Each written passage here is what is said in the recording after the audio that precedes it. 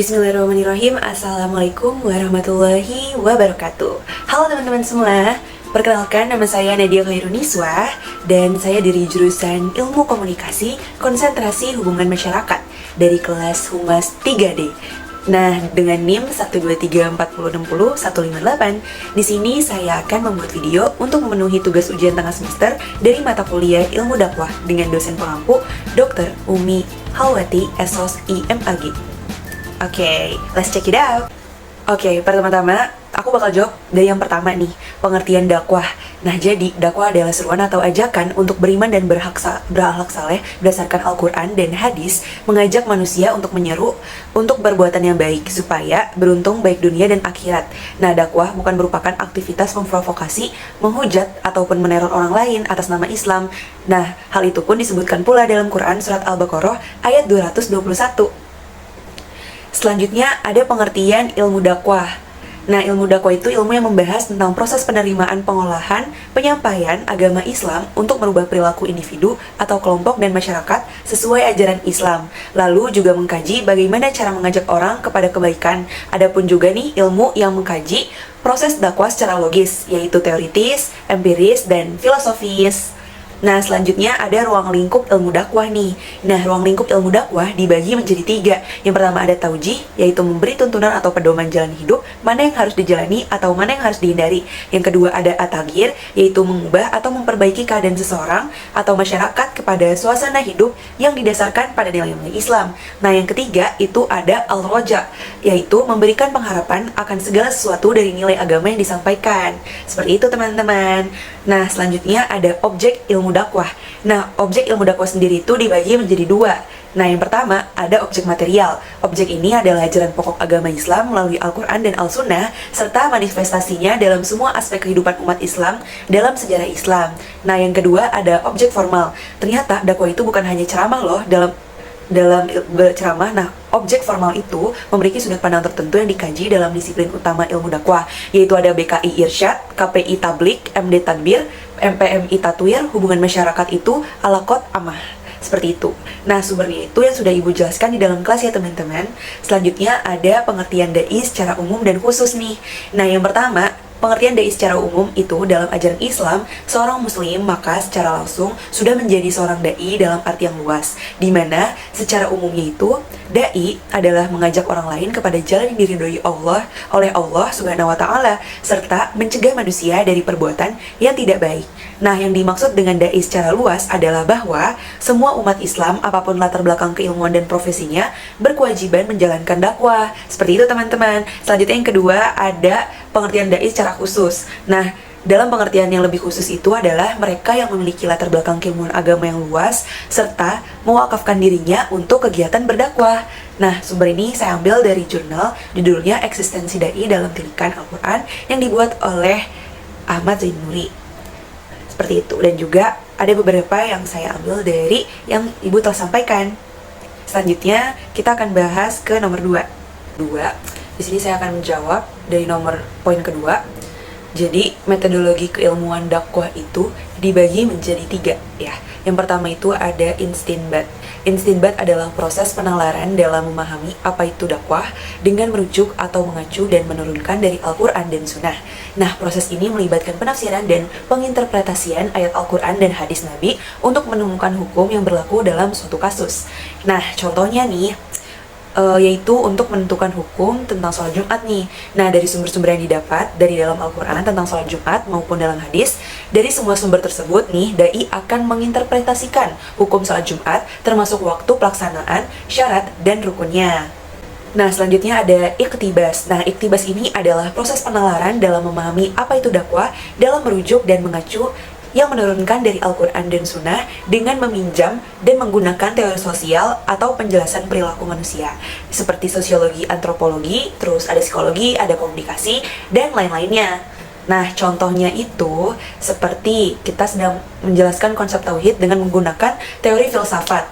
Nah, selain itu juga menerapkan prinsip-prinsip manajemen modern nih dalam organisasi dakwah. Itu contohnya ya guys. Nah, selanjutnya ada yang di nomor 3 nih. Nomor 3 itu ada Istiqra. Nah, istiqra ini adalah proses penalaran tentang apa itu dakwah Islam dalam tataran empirik melalui kegiatan penelitian yang mengacu pada grand teori dari produk istinbat itu sendiri. Nah, contohnya nih, menentukan hukum tentang zakat. Nah, dai dapat mengamati berbagai kasus terkait zakat, seperti zakat fitrah, zakat mal, zakat profesi. Contohnya seperti itu ya. Nah, dari pengamatan tersebut nih, dai dapat menarik kesimpulan tentang hukum zakat termasuk jenis-jenis zakat nisab dan cara penyalurannya. Nah, sumbernya itu dari PPT ibunya, dari pengertian ibunya, dan lembaga Al-Islam dan Kemuhammadiyahan, Universitas Muhammadiyah Riau, dan dari buku dengan judul Manhaj Tarjih Muhammadiyah. Oke, selanjutnya kita akan membahas tentang ragam kegiatan dakwah di nomor 3. Nah, di nomor 3 ini ada pembahasan tentang ragam kegiatan dakwah. Nah, ragam kegiatan dakwah ini dibagi menjadi dua. Ada dakwah bi'al-lisan, yaitu disebut juga dengan bi-ahsanil qaul, dan juga yang kedua ada dakwah bi'al-hal. Nah, atau disebut juga dengan bi-ahsanil amal.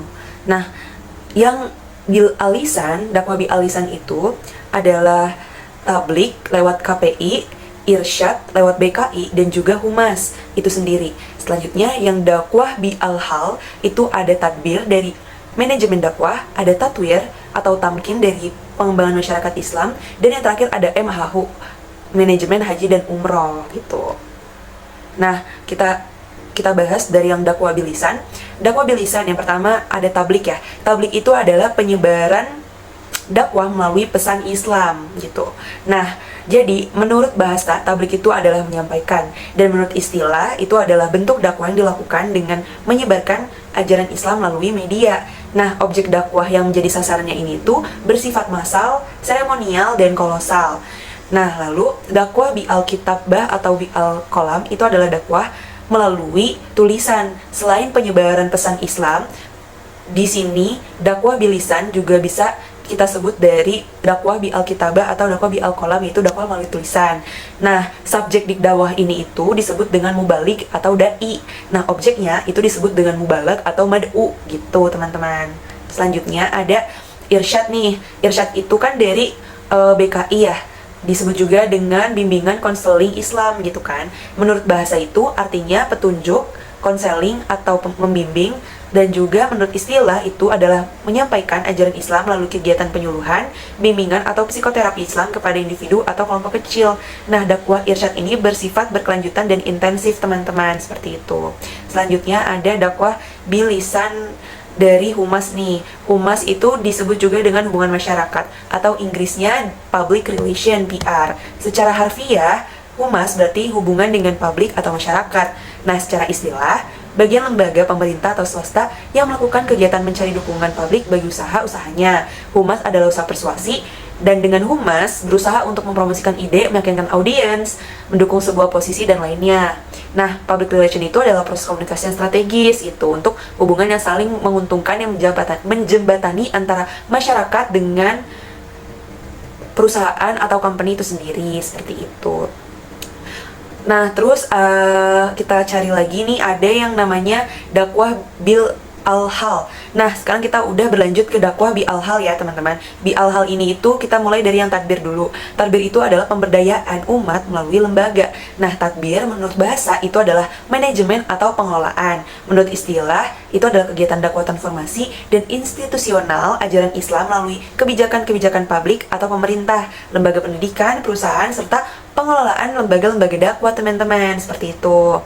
Selanjutnya ada MHU, yaitu dakwah bi al-hal dari manajemen haji dan umroh.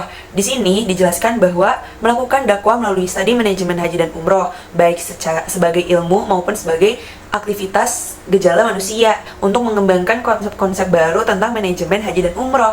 Lalu juga itu melakukan riset tentang manajemen haji dan umroh untuk menemukan relevansi dan nilai guna manajemen haji dan umroh di masyarakat tentunya, teman-teman, seperti itu. Lalu selanjutnya itu ada dakwah bi al-hal dari tatwir atau tamkin, yaitu dari pemberdayaan ekonomi umat. Nah, menurut bahasa, tatwir atau tamkin itu artinya adalah pengembangan. Nah, menurut istilah juga ialah kegiatan dakwah implementatif melalui gerakan aksi amal seperti pemberdayaan sumber daya manusia dan lingkungan, teman-teman.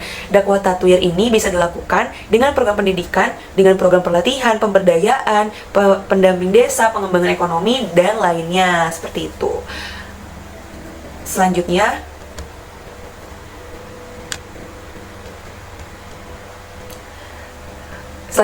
ada ragam kegiatan dakwah, yaitu meliputi penyampaian, membimbing, memanajemen, dan mengembangkan umat dari segi keagamaan, pendidikan, maupun sosial, teman-teman. Seperti itu. Oke, kita lanjut ya untuk ke nomor 4. Selanjutnya saya akan menjawab soal nomor 4, yaitu tentang ragam konteks dakwah. Nah, saya akan menjelaskan lebih rinci tentang penjelasan ragam konteks dakwah itu sendiri, teman-teman. Jadi, ragam konteks dakwah itu dibagi menjadi 7 nih. Nah, yang pertama ada dakwah nafsiyah, yang kedua ada dakwah fardiyah, yang ketiga ada dakwah fi'ah qalilah, yang keempat ada dakwah fi'ah kathirah, yang kelima ada dakwah hizbiyah, yang keenam ada dakwah ummah, dan yang terakhir yang ketujuh ada dakwah syu'ubiyah qabailiyah. Seperti itu. Oke, kita lanjut. Dalam konteks dakwah itu, yang pertama nih kita di dakwah nafsiyah itu. Dakwah nafsiyah itu terjadi di dalam pikiran untuk berpikir positif. Selain itu juga untuk merefleksi dan meditasi serta introspeksi dan berbicara pada diri sendiri. Jadi kita kayak memberikan motivasi diri sendiri, seperti itu, teman-teman. Dai-nya itu dari diri kita sendiri dan mad'unya juga dari diri kita sendiri. Nah, kategori bentuk dakwah itu dari dakwah nafsiyah adalah irsyad, teman-teman. Oke, selanjutnya ada dakwah fardiyah. Dakwah fardiyah itu dilakukan oleh seorang dari dai dan mad'unya itu bisa seorang, 2, 3 gitu ya, teman-teman. Antara seorang, 2 orang ataupun 3. Nah, untuk kategori bentuk dakwahnya itu ada irsyad, tadbiyah atau tatwir, teman-teman. Selanjutnya yang ketiga ada dakwah fi'ah qalilah, berkisar antara 3 sampai 8 orang atau 3 sampai 20 orang nih gitu, teman-teman. Nah, dai-nya itu seorang aja, cuman mad'unya itu kelompok kecil gitu. Biasanya ini itu kategori bentuk dakwahnya itu dari irsyad ataupun tatwir juga nih. Selanjutnya ada yang keempat itu dakwah fi'ah kathirah yang dilakukan lebih dari 20 orang. Dai-nya seorang dan mad'unya itu untuk kelompok besar, teman-teman. Nah, kategori bentuk dakwahnya ini itu adalah tablik sendiri, seperti itu. Selanjutnya kategori konteks yang nomor 5 itu ada dakwah jamaah atau hizbiyah. Nah, dai-nya itu dilakukan oleh seorang kelompok gitu, teman-teman. Tapi mad'unya itu adalah kelompok atau organisasi Islam yang besar gitu. Jadi ini tuh sudah cakupannya cukup luas karena dari organisasi ataupun kelompok jamaah yang besar gitu, teman-teman.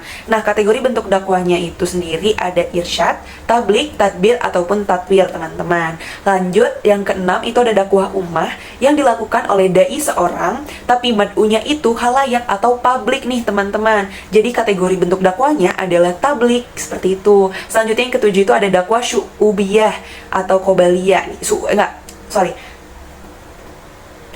Oke, selanjutnya ada dakwah syu'ubiyah qabaliyah, yaitu dakwah antar suku bangsa atau dakwah antar budaya, teman-teman. Dai-nya itu dilakukan oleh seorang kelompok dan mad'unya itu bisa 2, 3, sampai 6, teman-teman. Kategori bentuk dakwahnya itu adalah jika dai dan mad'u berbeda budaya, ataupun juga kategori bentuk dakwahnya itu bisa irsyad, tadbir, tatwir atau tamkin, teman-teman. Mungkin cukup sekian untuk nomor 4. Kita lanjut menjawab soal nomor yang terakhir, yaitu nomor 5. Saya akan menjawab pertanyaan terakhir yang di nomor 5 tentang mengapa sih manusia harus berdakwah, baik secara landasan teologis, sosiologis, maupun filosofis nih. Nah, jadi guys, teman-teman, menurut aku tuh berdakwah itu kan mengajak manusia kepada kebaikan dan kebenaran ya. Itu kan merupakan suatu kewajiban nih bagi setiap umat muslim. Namun kenapa sih manusia tuh harus berdakwah? Nah, jadi pertanyaan ini tuh punya jawaban yang mendalam dan bersandar pada landasan teologis, sosiologis, maupun filosofis. Oke, kita ke landasan teologis yang terlebih dahulu ya. Jadi itu adalah kewajiban menyeru kepada kebenaran. Jadi dari perspektif teologis, kewajiban berdakwah itu bersumber dari perintah Allah Subhanahu wa taala, dan di dalam Al-Qur'an Allah itu menjelaskan memerintahkan umat manusia untuk menyeru kepada jalannya. seperti yang berbunyi, serulah manusia kepada jalan Tuhanmu dengan hikmah dan pelajaran yang baik, dan bantahlah mereka dengan cara yang baik. Sesungguhnya Tuhanmu dialah yang lebih mengetahui tentang siapa yang tersesat dari jalannya, dan dialah yang lebih mengetahui orang-orang yang mendapat petunjuk. Quran Surat An-Nahl ayat 125. Nah, di ayat ini itu menunjukkan bahwa dakwah bukan hanya sekedar pilihan, melainkan sebuah kewajiban yang Allah Subhanahu wa taala perintahkan kepada setiap muslim. Tujuannya adalah untuk mengajak manusia kepada jalan yang benar, yaitu jalan Islam yang membawa rahmat bagi seluruh alam. Selain itu juga terdapat ayat lain nih yang menegaskan kewajiban berdakwah. Nah, bunyinya seperti ini dalam artinya: dan hendaklah ada di antara kamu segolongan umat yang mengajak kepada kebajikan, menyuruh mereka yang ma'ruf dan mencegah mereka dari yang munkar. Merekalah orang-orang yang beruntung. Quran Surat Al-Imran ayat 104. Nah, di sini ayat ini itu menunjukkan bahwa berdakwah merupakan tugas yang mulia, dan mereka yang menjalankan tugas ini akan mendapatkan keberuntungan di sisi Allah Subhanahu wa taala. Selanjutnya ada dari segi landasan sosiologis nih teman-teman.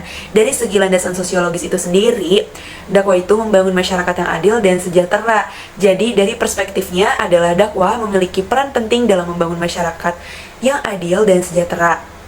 Dan juga dakwah mengajarkan nilai-nilai luhur seperti keadilan, kejujuran, kasih sayang, dan toleransi. Nilai-nilai ini menjadi pondasi utama untuk membangun hubungan antar manusia yang harmonis dan menciptakan masyarakat yang damai. Seperti itu teman-teman. Nah, ada juga nih di dalam surat yang berbunyi dalam arti kamu adalah umat yang terbaik yang dilahirkan untuk manusia, menyuruh kepada yang ma'ruf dan mencegah dari yang munkar, dan beriman kepada Allah. Sekiranya ahli kitab beriman, tentulah itu lebih baik bagi mereka.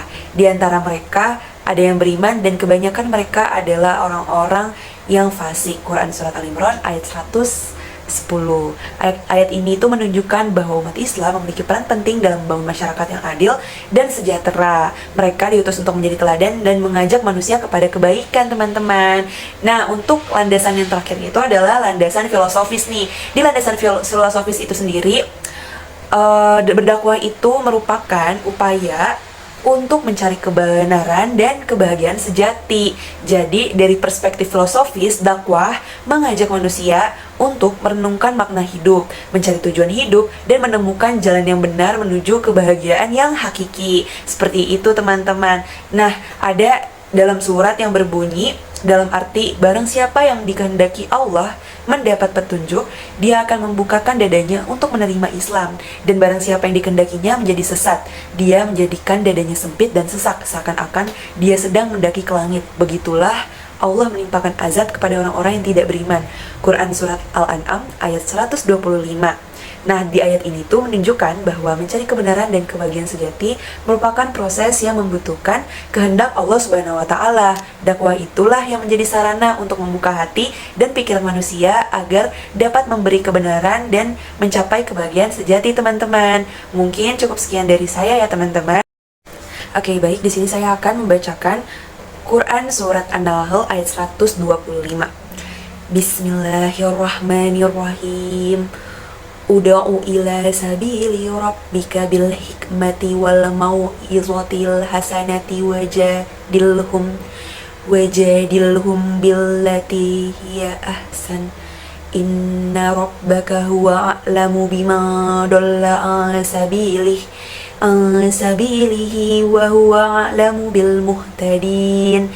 Yang artinya, serulah manusia ke jalan Tuhanmu dengan hikmah dan pengajaran yang baik, serta debatlah mereka dengan cara yang lebih baik. Sesungguhnya Tuhanmu dialah yang paling tahu siapa yang tersesat dari jalannya, dan dia pula yang paling tahu siapa yang mendapat petunjuk. Selanjutnya saya akan membacakan Quran Surat Al-Imran ayat 104. Oke, Bismillahirrahmanirrahim. Wal takum minkum ummatun yad'una ilal khairi wa ya'muruna bil ma'ruf wa yanhauna 'anil munkar wa ulaika humul muflihun.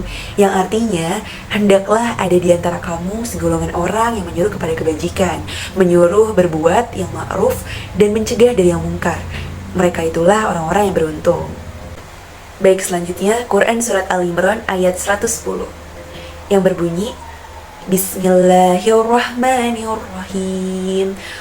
kuntum khayra ummatin ukhrijat linnasi ta'muruna bil ma'rufi wa tanhauna 'anil munkari wa tu'minuna billah walau amana ahlul kitabi lakana khayran lahum minhumul mu'minuna wa aktsaruhumul fasiqun, yang artinya kamu, umat Islam, adalah umat terbaik yang dilahirkan untuk manusia selama kamu menyuruh berbuat yang makruf, mencegah dari yang mungkar, dan beriman kepada Allah. Seandainya ahlul kitab beriman, tentulah itu lebih baik bagi mereka.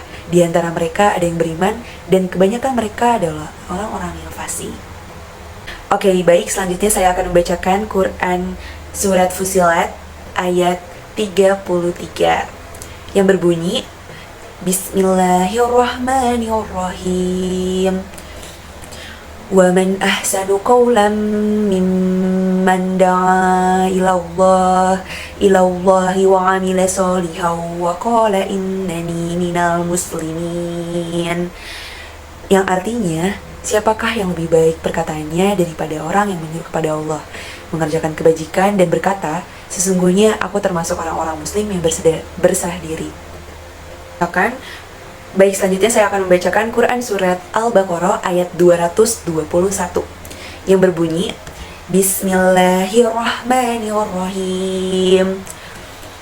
Wala tankihul musyrikati hatta yu'min wala amatum mu'minatun khairum min musyrikatin walau a'jabatkum wala tunkihul musyrikina hatta yu'minu wala abdum mu'minun khairum min musyrikin walau a'jabakum ulaika yad'una ilan nar wallahu yad'u ilal jannati wal maghfirati biidnih wa yubayyinu ayatihi linnasi la'allahum yatadakkarun.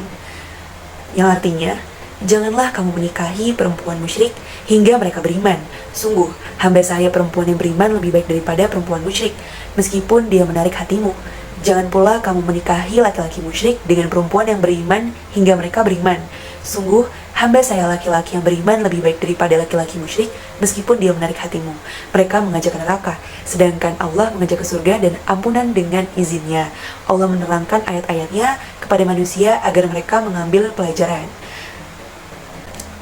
Oke, baik, selanjutnya kita akan ke Quran Surat Al-Hijr ayat 94. Ini adalah Quran bacaan surat yang terakhir di video saya kali ini.